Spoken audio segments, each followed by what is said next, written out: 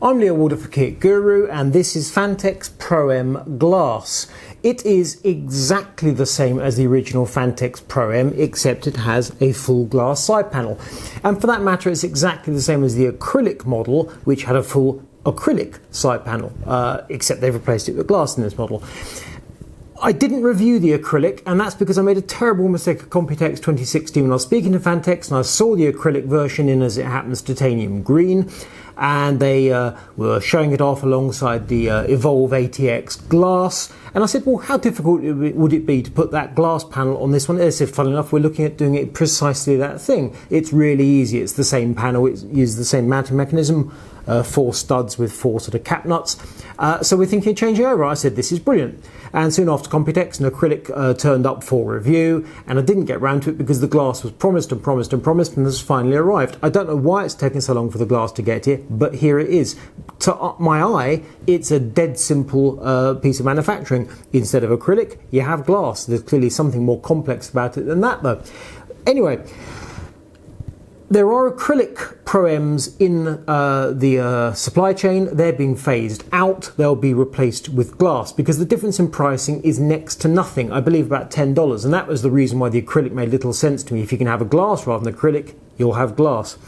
The underlying chassis, apart from the mounting mechanism for the original side panel changing to these 4 studs, other than that the chassis is identical, and that makes a lot of sense because the Pro M is a budget enthusiast case. It offers a great many features. More than that, it offers a great deal of potential. Now, I've been using Pro M in my own personal PC for quite some while. I've actually shown it in another video, and I put a custom loop in it, having originally used an all-in-one, and I was quite convinced that it makes perfect sense. My personal PC has 3 SSDs and 1 hard drive, and the thing is that Phanteks offers you a great many drive bay mounting positions, but they don't offer you a great many drive actual bays. So there are 2 3.5 drive caddies that go in the bottom, and then there's 1 drive sled for an SSD, and then there are mounting positions for 2 more drive sleds, and then a whole bunch of points where you can add in further 3.5-inch hard drives up and down the front. But let's go inside the case and show that more clearly. As you can now see, in fact, that tempered glass panel is very slightly tinted, slightly sort of bluish. So the coolant I've used in this loop, which you might have your views on the colour. In this household, the views are split. It is actually Mayhem's Pastel Orange, although to some eyes it looks kind of pinkish. And through that blue side panel, a bluish side panel, it slightly skews the colour. Also, the white LEDs that are shining on it in this case are actually quite bluish, and that again changes the colour. Just goes to show, doesn't it? So the hardware I've put in this build, I've gone the opposite way of my own PC, and indeed how many people will use this PC. The only drive in it is a Kingston M.2 SSD, which is on the motherboard. All the other drive bays are unused. On the reverse side, I've removed the 2 drive caddies, and I've slipped some hardware in those in that location just to use it as cable management place. And where you have this rack of hard drive mounts that's completely obscured by liquid cooling. Now, if you choose to buy the accessories from Phanteks hard drive, a 3.5-inch hard drive mount, you can indeed put a 2.5 on there. You can have, if you choose, a whole stack of drives on there. You can also use this pump mount, and that goes in the bottom of the case. You take out this little panel here, and it goes in the floor of the case where the 2 drive caddies normally go. So you take out the 2 caddies, put this in the floor of the case, pump res goes there. The thing is, that's for a DDC pump res. I'm using a D5 pump. So that wasn't any good to me. Hence, I've gone for mounting the D5 pump on a fan mount in the front. You get 1 fan at the front and 1 fan at the rear. I've moved the stock front fan to the roof of the case. I've then put a radiator and pair of fans in the front. It all makes perfect sense in the photos. The motherboard is Gigabyte GA X99 UD4. It's got a Core i7 5820K, and then it's a bunch of EK and Alpha Cool hardware making up the cooling. The graphics card is an EVGA GTX 980 4GB. So in my own PC at the moment, I've gone for a custom loop, and I've gone for a number of one hard drive, 3 SSDs, so multiple drives, single liquid cooled GTX 980, exactly the same GTX 980 as this. In fact, this is Pushing the cooling a bit further, going for very similar hardware, so high-end Core i7, decent graphics card, minimal hard drives and storage, although it would be very, very easy to add an SSD there, for example, or a hard drive in the back. There's no reason why I couldn't add more storage. It's just in this case I've gone for the Spartan build. So other features carried over, you get filtering at the front behind the pop-off panel, filter in the top, magnetically retained, and dust filter on the power supply. The power supply in this, as you just see through a little window, is a Seasonic Prime titanium 750 watt, and almost silent it is too.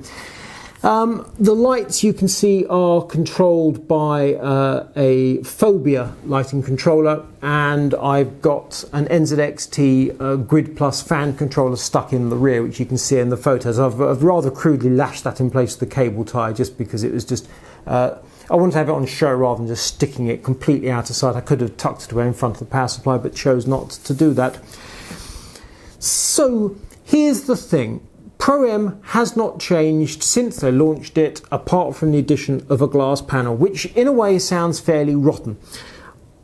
And yet I find it completely admirable, because Phanteks has many other cases in the range now. I think the Primo is still listed, could be wrong. Certainly, however, the Evolve models are there, and they also have a super duper high-end model coming very soon, which was shown at Computex, which is going to be monstrous money. It's like £500, $700. Total over the top thing. We saw that with an 8-pack system built inside, which is just insane. So they have small cases. They have that dual system case, the Mini XL. They've got Evolve models, and then they're going to have a super duper high end. This is entry level. Pro M is absolutely where you start if you're interested in an enthusiast case and you want to do stuff. They're not shoving a bunch of drive bays down your throat, but giving you the option of using them. You can simply put an all-in-one in this case, as I've previously done. Works perfectly well. Or you can use that sliding rack to good effect and add fans there, or indeed some aftermarket cooling. If you're just going for the all-in-one simple build, dead straightforward, it won't look quite as funky as this, but it works perfectly well. If you want to start pushing yourself, on the other hand, adding some more hardware, brilliant. So if you want to start the simple build and then evolve it, I suppose, then Pro M has an awful lot going for it. By holding back on the extras, Phanteks is doing you a favour in many respects. They're offering you a case you can pull apart to your heart's content, but you don't have to buy all the bits and pieces you don't necessarily want. If you choose to add a PWM hub, for example, you can. Or you can add an aftermarket PWM hub from another manufacturer, as I've done with NZXT. Many options. You can put a 360 rad in the front, or a 280 or 360 in the front, and up to a 360 up top. That's one or the other. You do have to remove the optical drive bay mount, which is in there, which I've taken out for this build. There is one optical drive bay opening. You'll very likely be removing that unless you're going for a small all-in-one in the roof or a small all-in-one in the front. Otherwise, that optical drive bay is going. I do wish that Phanteks would update its pump mount to include D5 mounts and not just DDC, but that's a personal thing. I imagine many enthusiasts will feel the same.